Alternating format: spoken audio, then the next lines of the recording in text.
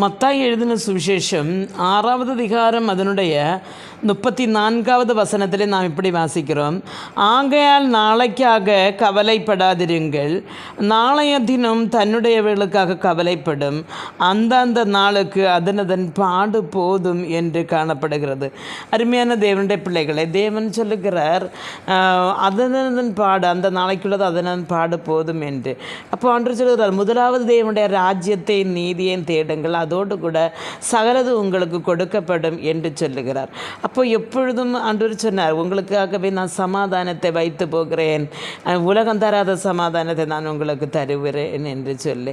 ஏன் நாம் சமாதான கேடுல வருகிறோம் என்று சொன்னால் நாளையை பற்றியுள்ள கவலை தான் காரணம் என்று சொன்னால், வளர்ந்து வருகிற பிள்ளைகளுக்கு நான் நாளை என்ன செய்வேன், என்னுடைய முதிர் வயதில் நான் என்ன செய்வேன், என்னை யார் காப்பாற்றுவார்கள், என்னுடைய பிள்ளை எனக்கு ஒரு வேலை கிடைக்குமா, நான் ஒரு வீடு வைப்பேனா, நான் ஒரு வாகனம் வாங்குவேனா, எனக்கு ஒரு குழந்தை பிறக்குமா, எனக்கு ஒரு கல்யாணம் நடக்குமா, இப்படி பயங்கரமான கவலைகள் மத்தியில் இன்றைக்கு ஜனம் சோர்ந்து போய் கொண்டிருக்கிறார்கள்.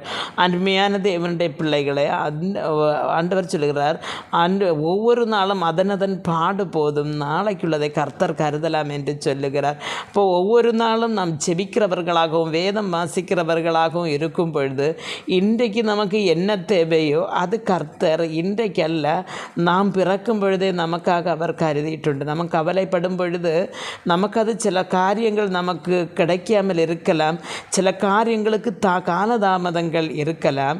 ஆனால் கர்த்தர் ஒவ்வொன்றுக்கும் ஒவ்வொரு காலங்களையும் கால நிறைகளையும் வைத்திருக்கும் பொழுது அதற்கு மாறாக நமக்கு ஒன்றும் செய்ய முடியாது. நமக்கே அனுபவம் உண்டு, சில காரியங்கள் நாம் கவலைப்பட்டு கலங்கி தவித்திருக்கும் பொழுது நமக்கு கிடைக்காது. ஆனால் சில வருஷங்கள் കഴിയും போது அது நம்முடைய கரங்களில் வந்து சேருகிறது. நமக்கு அனுபவம் உண்டு, எனக்கும் அந்த அனுபவம் உண்டு.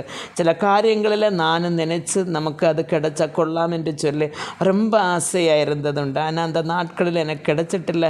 வருஷங்கள் கலந்த பிறகு அதெல்லாம் என்னுடைய வாழ்க்கையில் நிறைவேறினதை நான் கண்டுட்டுண்டு. அதான் ஆண்டவர் சொன்னார், நாளைக்குள்ளதுக்கு வேண்டி நாங்கள் இன்னே கவலைப்படண்டா, நாளைக்குள்ளதை அது தனக்காக கருதி கொள்ளும் அப்படின்னு சொல்லி. அதனால் பிரியமான தேவனுடைய பிள்ளைகளை, உங்களுக்கு இருக்கிற இந்த சூழ்நிலையில் நாளைக்கு நான் என்ன செய்வேன் என்றுள்ள கவலையை விட்டு ஆண்டவருடைய சமூகத்திலே காத்திருந்து நான் ஜெபித்து முன்னேற கர்த்தர் நமக்கு ஒவ்வொருவருக்கும் கிருபை அருள்வாராக என்று ஜெபிக்கிறேன். ஆமென்.